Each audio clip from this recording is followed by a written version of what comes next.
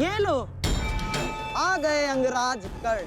हाँ, कदाचित शत्रु के शव को श्रद्धांजलि देकर आ रहे, या फिर उस अर्जुन का कोई संदेश पहुंचाने आए हैं। देकर आ गए उन पांडवों को सहानुभूति।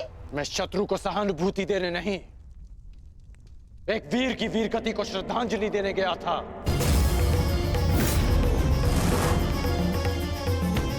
परंतु आपको समझाने का क्या लाभ? आपके लिए तो युद्ध भी एक चौसर का खेल है। खेल तो आप खेल रहे हैं मेरे भांजे के साथ। मामाश्री,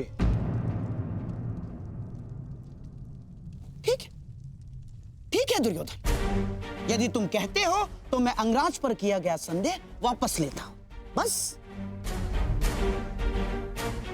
परंतु यह निश्चित है कि कल यदि अर्जुन जयद्रथ का वध करने में सफल हो गया अंगराज, तो इस जयद्रथ के साथ साथ आपके स्वप्न की भी मृत्यु हो जाएगी।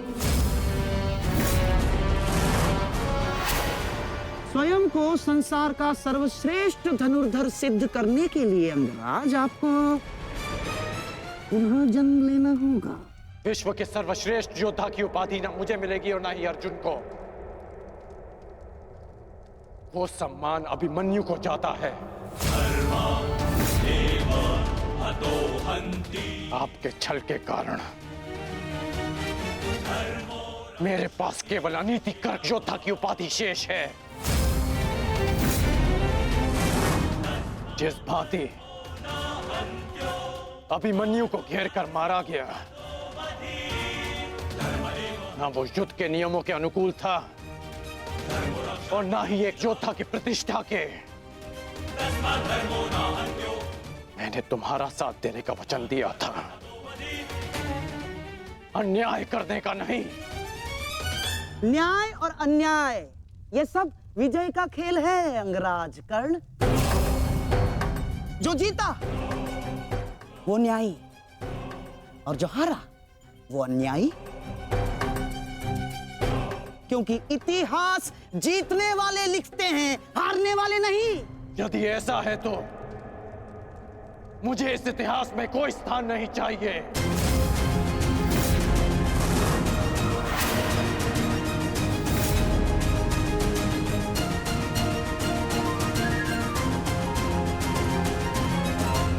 ये क्या अनर्थ हो रहा है आर्य?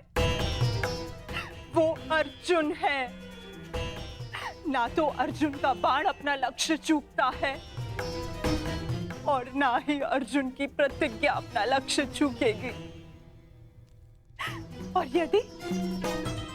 यदि अर्जुन अपनी प्रतिज्ञा में सफल हो गया तो मेरी पुत्री को कल ये आभूषण त्याग कर श्वेत वस्त्र धारण करने पड़ेंगे आर्य। और मैं अपनी पुत्री की ये दशा देखने से पूर्व अपना जीवन त्यागना उचित समझूंगी आर्य। स्वयं को संभालो गांधारी। प्रतिज्ञा लेना और प्रतिज्ञा पूर्ण करना दोनों भिन्न बातें हैं। हमारे पक्ष में गुरु द्रोण है, कर्ण है, अश्वत्थामा है, पुत्र दुर्योधन स्वयं है। पर विश्वास करो गांधारी, तुम्हारी पुत्री के सुहाग पर कोई आंच नहीं आएगी। कल मेरी बहन दुशाला के सुहाग की रक्षा करना ही हमारी कल की रणनीति होगी। कल हमें जयद्रथ को युद्ध क्षेत्र से दूर रखना है। ना रहेगा बांस, ना बजेगी बांसुरी। संध्या होने तक अर्जुन जयद्रथ को खोज नहीं पाएगा और फिर स्वयं ही आत्मदाह कर लेगा। तो फिर ये तेरा सभा समाप्त।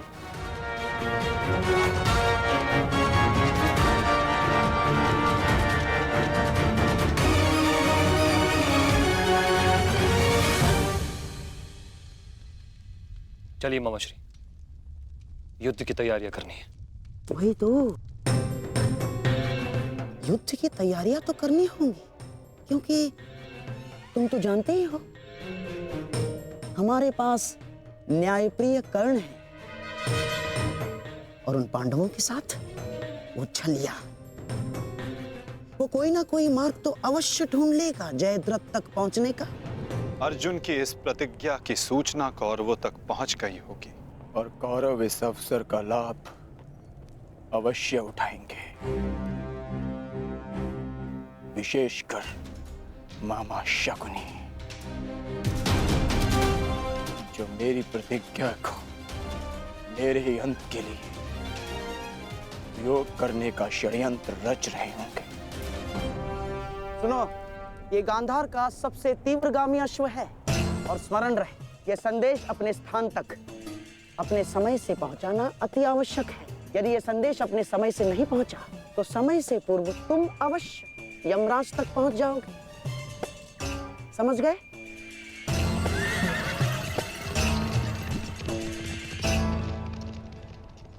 मामा श्री, युद्ध की योजना तो ज्येष्ठ पहले ही बना चुके हैं, तो फिर अभी आप क्या करना चाहते हैं? बुद्धि का हाथ कब थामोगे दुशासन? हैं? देखो, कच्ची योजना कच्चे घड़े की भांति होती है, कब पानी फिर जाए कुछ कहा नहीं जा सकता। उस जयद्रथ को केवल युद्ध से दूर छुपाना पर्याप्त नहीं होगा, क्योंकि मैं जानता हूं उस छलिए कृष्ण को मैं भली भांति जानता हूं। वो इस समय कुछ ना कुछ चक्र अवश्य कर रहा होगा। इसीलिए मैं ये सुनिश्चित कर लेना चाहता हूं कि कल युद्ध में जयद्रथ का वध हो या ना हो, परंतु वो अर्जुन अवश्य मृत्यु के घाट उतर जाए। परंतु मामा श्री,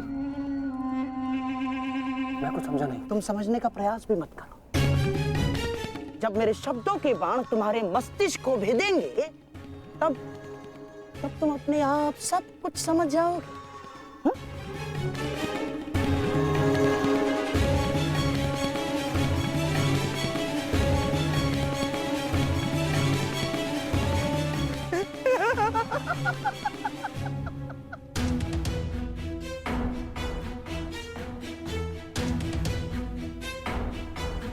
आप दोनों इस समय यहाँ? जामाता श्री, देखिए, आपको जो पांडवों से प्रतिशोध लेना था वो तो आप ले चुके हैं, पूर्ण हो गया है आपका प्रतिशोध। इसीलिए मैं चाहता हूं कि आप अब विश्राम करें, सिंधु जाकर अपनी पत्नी से मिले, अपने शौर्य की गाथा सुनाए। किंतु सिंधु जाकर किसी को ये मत कहिएगा कि आपको युद्ध से बाहर कर दिया गया है। धनुर्धारी अर्जुन से भयभीत होकर सिंधु नरेश वापस लौट आए हैं ना, किसी से मत कहिएगा, क्योंकि आपकी ये सूचना आपके अपयश का कारण बन सकती है जयद्रथ। नहीं मामा श्री, अपयश से श्रेष्ठ कर तो मृत्यु है।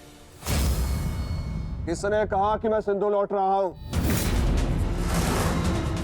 और आप ऐसे की बात कर रहे हैं? एक क्षत्रिय युद्ध भूमि से विजय पाकर घर लौटता है या फिर वीर गति पाकर? जानता हूं जामाता श्री, परंतु एक क्षत्रिय तभी मर जाता है जिस दिन उसका यश मर जाए।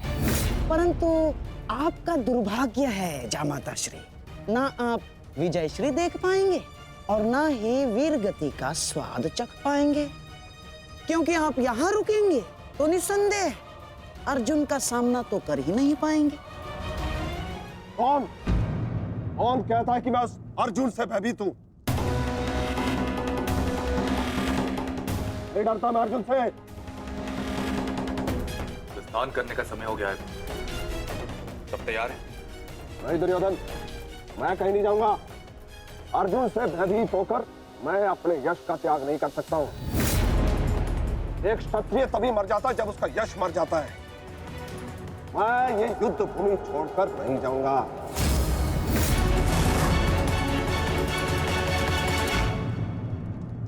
दुर्योधन, मैंने कितना समझाया इन्हें, किंतु ये समझ ही नहीं रहे।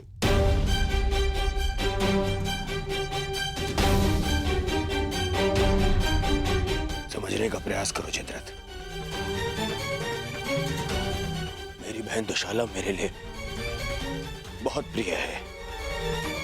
यदि अर्जुन अपनी शपथ पूर्ण करने में सफल हो गया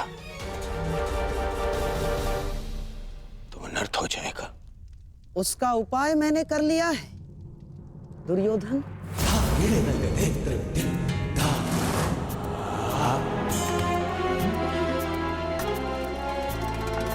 प्रणिपात पिताश्री, आप अचानक यहाँ? प्रणिपात महाराज वृद्ध क्षत्र। जामाता श्री, आपके पिताश्री को मैंने ही निमंत्रित किया है। वर्षों से तप संचित किया है इन्होंने, और मनुष्य का संचित किया हुआ तप हो या धन, आता तो संतान के काम ही है। मेरे वर्षों की तपस्या से मुझे ये शक्ति मिली। जब तक मैं संकल्प लेकर अग्निहोत्र करूंगा, तब तक जिसके भी हाथों से मेरे पुत्र का सर धरा पर गिरेगा, स्वयं उसके सर के भी 100 टुकड़े होकर गिर जाएंगे।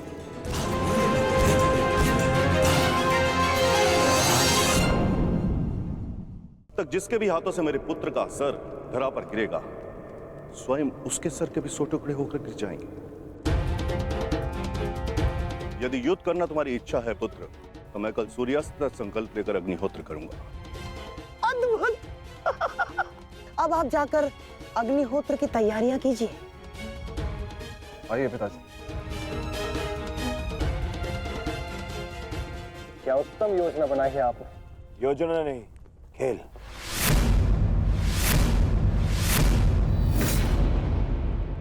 अब क्या नया खेल खेला है आपने? अब खेल तो अर्जुन के प्राणों के साथ खेला जाएगा मेरे होने वाले सम्राट। यदि कल संध्या तक अर्जुन जयद्रथ का वध नहीं कर पाया तो स्वयं ही आत्मदाह कर बैठेगा, और यदि उसने जयद्रथ का शीश धड़ से अलग कर भी दिया तो वृद्ध क्षत्र के तप के बल से उसके सर के 100 टुकड़े हो जाएंगे मेरे होने वाले सम्राट। नहीं मामा जी, आपकी ये योजना मुझे स्वीकार नहीं।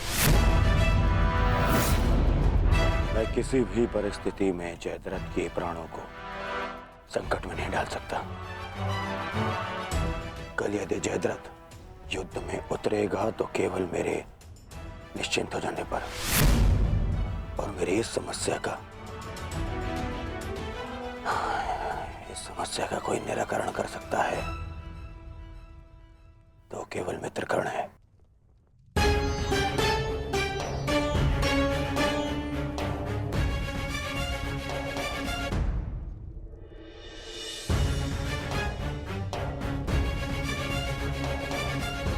मित्र,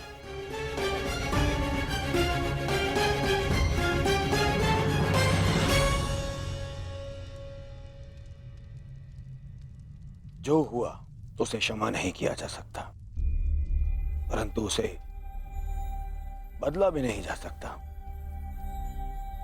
कभी कभी युद्ध में योद्धा अपनी भावनाओं में बह जाता है, परंतु मैं क्षमा प्रार्थी नहीं हूं।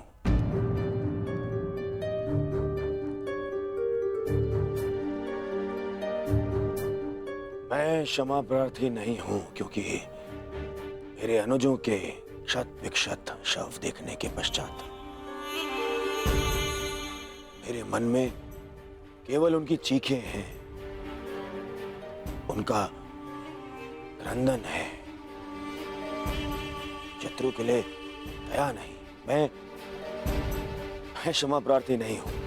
मैं क्षमा प्रार्थी नहीं हूं क्योंकि भाग्य ने उस क्षण के लिए मुझसे क्षमा नहीं मांगी जब उसने मेरे पिता को अंधा कर देने की नियति बना दी। मैं क्षमा प्रार्थी नहीं हूं क्योंकि उस द्रौपदी की कुटिल हंसी आज भी मेरे कानों में सुनाई देती है। मैं क्षमा प्रार्थी नहीं हूं क्योंकि उसने मुझे अंधे का पुत्र अंधा कहने के पश्चात भी मुझसे क्षमा नहीं मांगी। मैं क्षमा प्रार्थी नहीं हूं।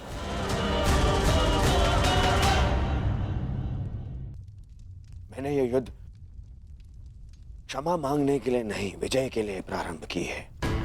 और हर युद्ध में शत्रु मित्र अपना कुछ ना कुछ होता ही है।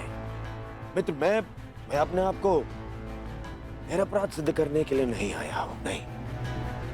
मैं बस इतना कहने आया हूं कि मैं अभी भी नहीं रुकूंगा। अंत तक युद्ध करूंगा, अंत तक।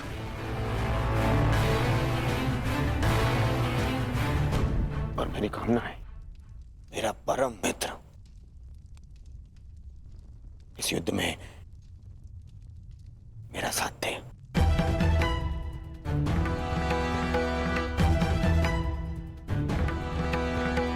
कल जयद्रथ के प्राण दांव पे है मित्र। दुशाला केवल मुझे ही नहीं, तुम्हें भी अपना ज्येष्ठ मानती है। कल अपनी बहन का ऋण चुकाने का समय है मित्र, और आशा करता हूं कि तुम मेरे साथ आओ। हाँ, यदि तुम कल युद्ध क्षेत्र में ना उतरना चाहो तो मुझे तुम्हारा यह निर्णय स्वीकार होगा, और इस बात से मुझे शोभ नहीं होगा। मुझे शोभ उस क्षण का होगा जब मैं तुम्हारा मित्र नहीं रहूंगा।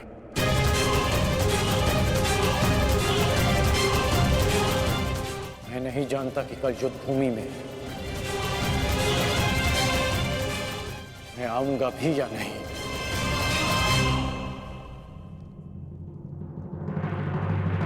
मैं फिर भी तुम्हारी प्रतीक्षा करूंगा।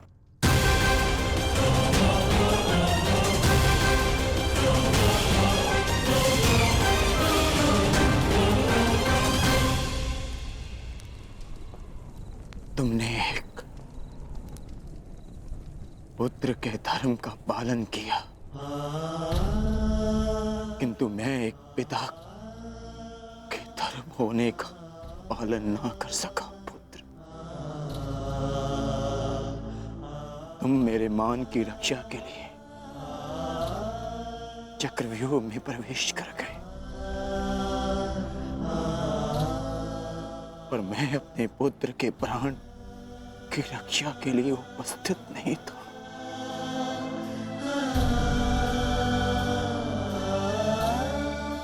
किंतु एक योद्धा का पिता अपना कर्तव्य अवश्य पूर्ण करेगा। तुम्हारे साथ हुए अन्याय का प्रतिशोध मैं अवश्य लूंगा अभिमन्यु। हम तुम्हारी प्रतीक्षा करेंगे अर्जुन। आओ आओ कौन्तेय, आओ। तुम्हारी मृत्यु तुम्हारी प्रतीक्षा कर रही है। या तो तुम अपनी ही प्रतिज्ञा का आखेट बनोगे, या फिर वृद्ध क्षत्र के तप का लक्ष्य।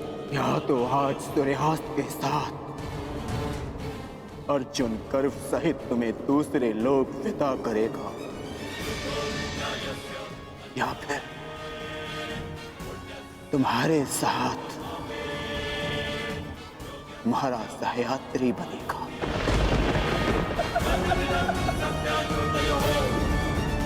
तो शत्रु के वध के लिए नहीं, हमारी प्रतिष्ठा के सम्मान के लिए है पिताश्री। कौरव सेना के प्रमुख सेनापति, वचन दीजिए पिताश्री कि आज आप अर्जुन की चुनौतियों का मुंह तोड़ उत्तर देंगे और युवराज दुर्योधन की सारी आशाओं पर खरे उतरेंगे। वचन देता हूं मैं कि मैं संपूर्ण रूप से प्रयत्न करूंगा, परंतु स्मरण रहे, आज के युद्ध में अर्जुन केवल एक महारथी, एक योद्धा बनकर नहीं उतरने वाला है। उसके हृदय में अपने पुत्र की हत्या का प्रतिशोध होगा।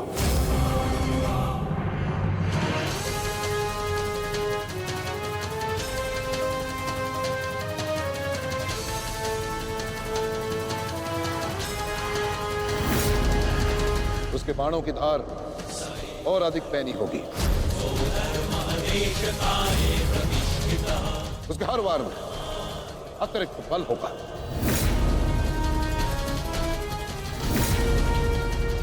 युद्ध का आज का दिन निर्णायक होगा।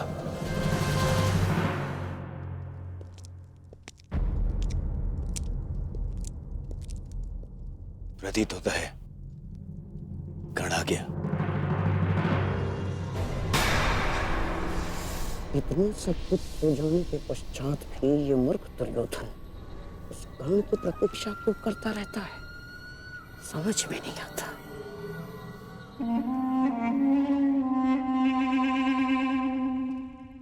युवराज दुर्योधन, आप व्यर्थ ही प्रतीक्षा कर रहे हैं।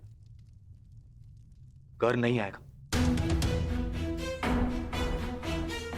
हमें रणनीति पर ध्यान देना चाहिए।